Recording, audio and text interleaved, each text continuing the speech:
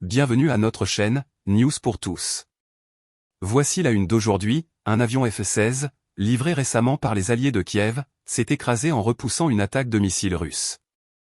L'Ukraine a confirmé la perte, en début de semaine, de cet avion de chasse de conception américaine livré récemment par ses alliés occidentaux. Un avion F-16 s'est écrasé en repoussant une attaque de missiles russes, le pilote est mort. L'Ukraine a déclaré jeudi qu'un avion de chasse de conception américaine F-16, précieux matériel militaire livré récemment par les Occidentaux, s'était écrasé en repoussant une attaque de missiles russes, tuant son pilote. Pendant l'approche d'une cible, la communication avec l'un des avions a été perdue. Il s'est avéré plus tard que l'avion s'est écrasé et que le pilote a été tué, a précisé l'état-major ukrainien sur Telegram, sans préciser le nom de ce militaire ni la date précise de la perte de l'appareil.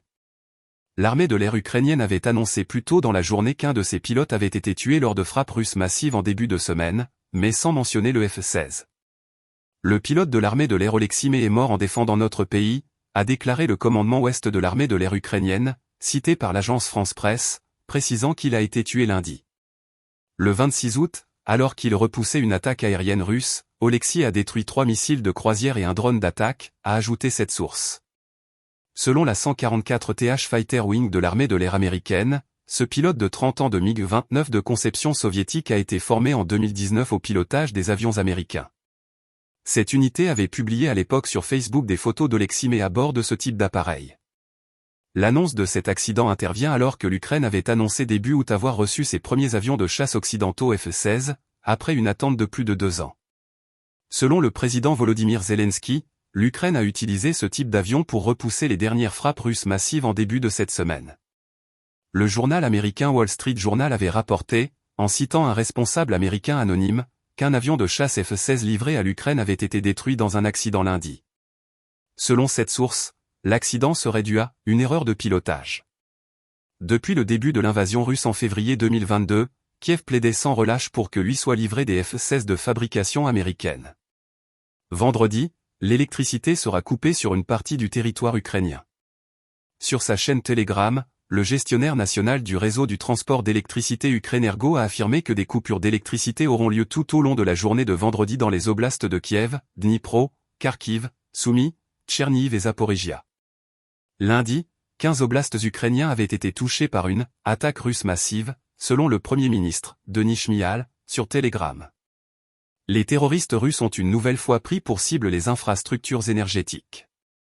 Malheureusement, il y a des dégâts dans plusieurs régions. Ukrenergo a été contraint de procéder à des coupures d'électricité d'urgence pour stabiliser le système, avait-il ajouté. Volodymyr Zelensky affirme que l'Ukraine atteint ses objectifs dans la région russe de Koursk. Dans un compte rendu quotidien publié sur X, le président ukrainien, Volodymyr Zelensky, a déclaré que les objectifs de l'opération dans la région russe de Koursk étaient atteints. Il a également assuré qu'une attention particulière était portée sur le front, à Pokrovsk et à Toretsk, alors que les forces russes continuent d'y progresser.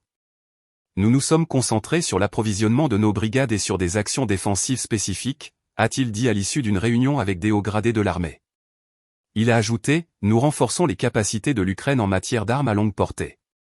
L'Ukraine commémore les soldats tués dans sa pire défaite contre les séparatistes en août 2014.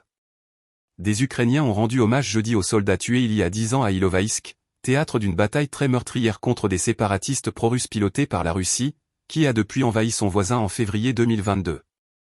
Le président ukrainien, Volodymyr Zelensky, a d'ailleurs souhaité rendre hommage à tous ceux qui se sont battus pour notre pays, et pour l'indépendance de l'Ukraine. Merci pour la visite à notre chaîne, News pour tous. Veuillez vous abonner pour ne pas rater vos news préférées, et n'oubliez pas d'aimer et partager notre chaîne, merci on se revoit à bientôt.